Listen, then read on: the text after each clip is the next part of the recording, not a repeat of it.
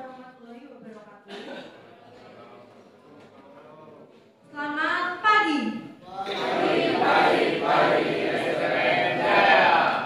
Mohon izin Pak Aris Nugroho dan rekan-rekan semua. Perkenalkan, nama saya Adi Yodata Naomi.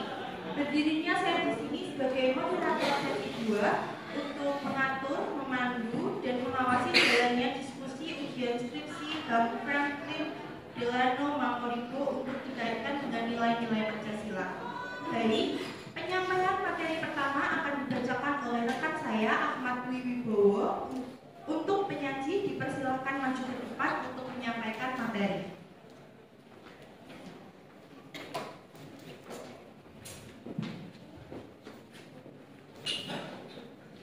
Terima kasih atas waktu yang diberikan. Izin Bapak, izin rekan-rekan. Di sini saya selaku penyaji akan menjabarkan inti materi 2 dari menit 21 sampai 40 dari skripsi Bang Franklin. Untuk yang pertama kita harus membahas dulu 5 nilai Pancasila. Pancasila itu ada 5. Yang pertama, ketuhanan yang Maha Esa. Kedua, kemanusiaan yang adil dan beradab. Ketiga, persatuan Indonesia. Keempat, kerakyatan yang dipimpin oleh hikmat kebijaksanaan dalam permusyawaratan dan perwakilan. Dan kelima, keadilan sosial bagi seluruh rakyat Indonesia. Baik, untuk butir Pancasila, karena untuk singkat waktu, saya akan membaca satu atau dua saja. Butir Pancasila sila pertama, 1. Pancasila bangsa Indonesia menyatakan kepercayaannya dan ketakwaannya terhadap Tuhan Yang Maha Esa. 2. Manusia Indonesia percaya dan takwa terhadap Tuhan Yang Maha Esa sesuai dengan agama dan kepercayaannya masing-masing menurut dasar kemanusiaan yang adil dan beradab.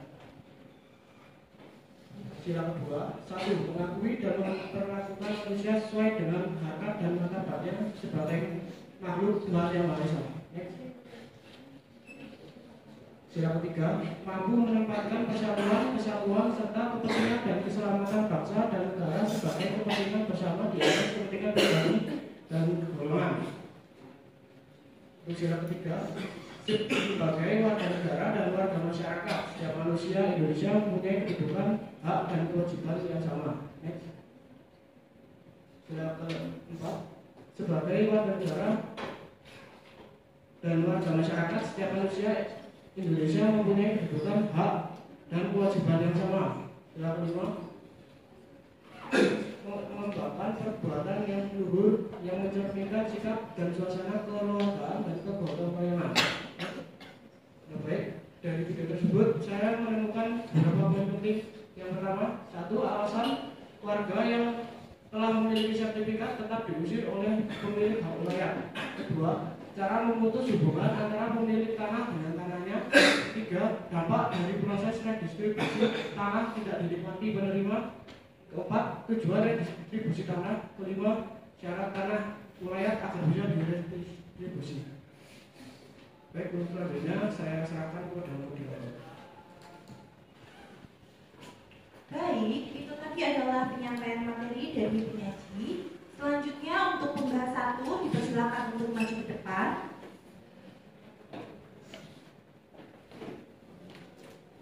Bapak, terima kasih kepada moderator. Sebelumnya mohon izin Bapak, mohon izin rekan-rekan, di sini saya akan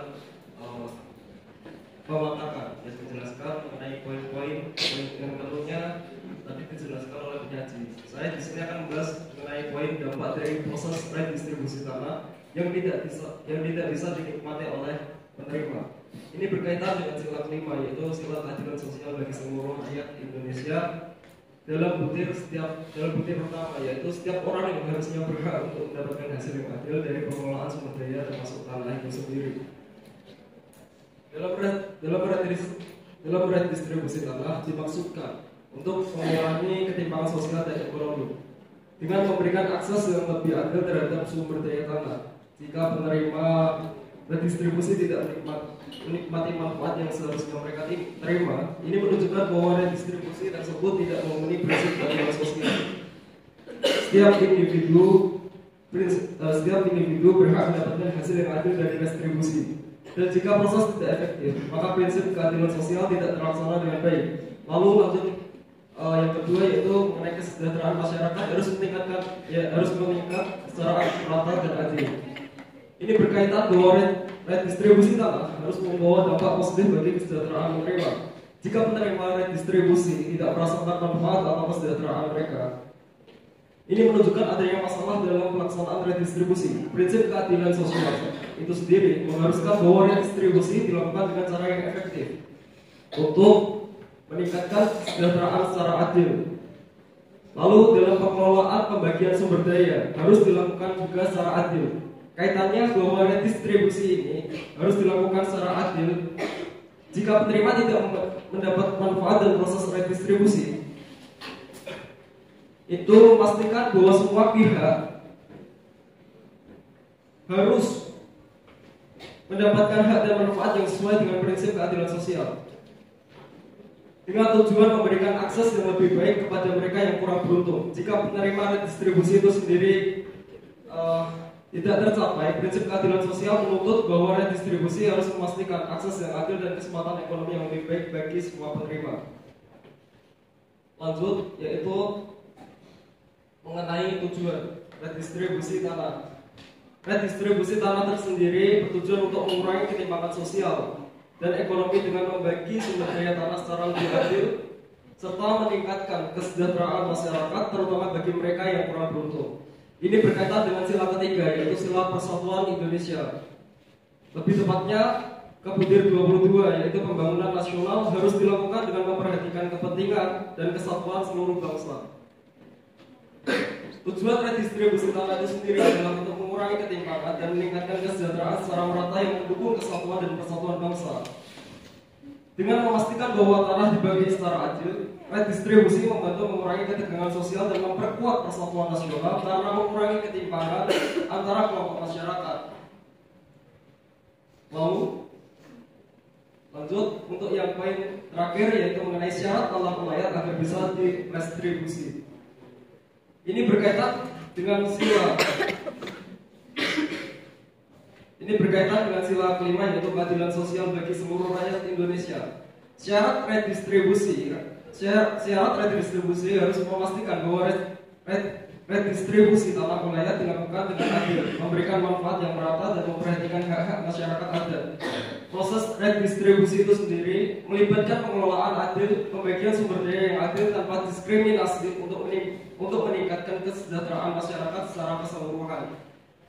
Mungkin itu aja dari saya. Saya kembalikan kepada moderator. Terima kasih. Baik, selanjutnya untuk pembahas 2 dipersilakan untuk maju ke depan.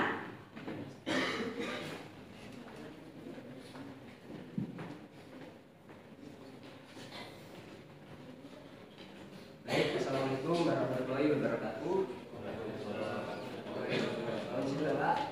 Sebelumnya terima kasih kepada moderator dan juga penyaji. Di sini saya akan membahas pada poin alasan warga yang telah memiliki sertifikat tetap tetapi tetap diusir oleh pemilik hak rakyat. Di sini menurut saya berhubungan dengan sila kedua, yaitu kemanusiaan yang adil dan beradab. Di sini kaitannya yaitu pengusiran warga yang telah memiliki sertifikat tanah oleh pemilik hak rakyat menunjukkan ketidakadilan dan pelanggaran terhadap hak dan martabat individu. Sila kedua yaitu menuntut perlakuan. Sila kedua sendiri berisi menuntut perlakuan yang adil dan beradab terhadap setiap orang. Perlindungan hukum terhadap hak pemilik sertifikat tanah adalah bagian dari penghormatan terhadap martabat manusia dan harus memastikan bahwa setiap individu tidak mengalami perlakuan yang tidak manusiawi atau tidak adil. Di sini sesuai dengan butir sila kedua, yaitu pengakuan dan penghormatan terhadap hak dan martabat setiap manusia sebagai individu yang beradab. Yang kedua yaitu sesuai dengan sila kelima, keadilan sosial bagi seluruh rakyat Indonesia. Sini sertifikat tanah memberikan hak yang sah atas tanah, namun pengusiran oleh pemilik hak wilayah mencerminkan adanya ketidakadilan dalam pengelolaan dan pembagian hak atas tanah. Keadilan sosial mengharuskan agar hak-hak pemegang sertifikat diakui dan dilindungi secara adil. Proses redistribusi dan pengaturan hak tanah harus memastikan bahwa setiap orang mendapatkan hak dan perlindungan yang setara. Yang kedua yaitu cara memutuskan hubungan antara pemilik dan dengan tanahnya. Di sini berhubungan dengan sila keempat yaitu perayaan yang dipimpin oleh kebijaksanaan dan musyawarah mufakat. Di sini dalam memutuskan hubungan antara pemilik tanah dan tanahnya, proses harus dilakukan dengan pembahasan musyawarah akan mencapai kesepakatan antara semua pihak yang berkepentingan.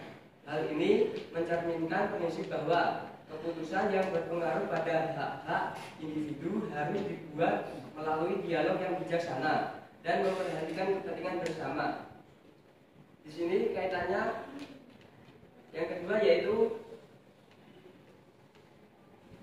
proses pemutusan hubungan harus memastikan bahwa semua pihak, baik pemilik tanah yang ingin memutuskan hubungan maupun pihak-pihak lain yang mungkin terkena dampak, didengarkan dan kepentingan mereka dipertimbangkan.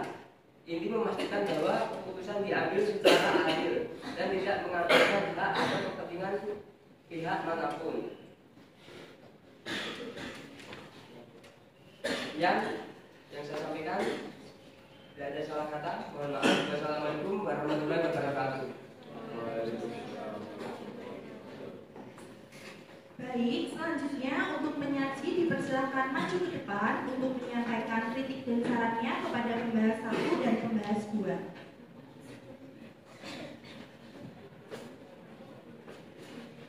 Untuk penjelasan dari pembahas 1 dan 2 saya ucapkan terima kasih. Untuk pemaparan yang telah disampaikan, pemaparan ini sudah menarik dan jelas. Namun ada beberapa hal yang perlu saya tekankan mengenai pemaparan tadi, yaitu dalam kaitan pembahasan poin yang didiskusikan dengan nilai Pancasila, harusnya lebih dijelaskan secara detail masuk dan lebih tahu tujuan poinnya dengan nilai Pancasila. Sekian yang dapat saya sampaikan. Mungkin saya boleh menjawab. Baik, terima kasih untuk penyaji. Mari kita berikan aplaus dulu untuk penyaji kita, teman-teman.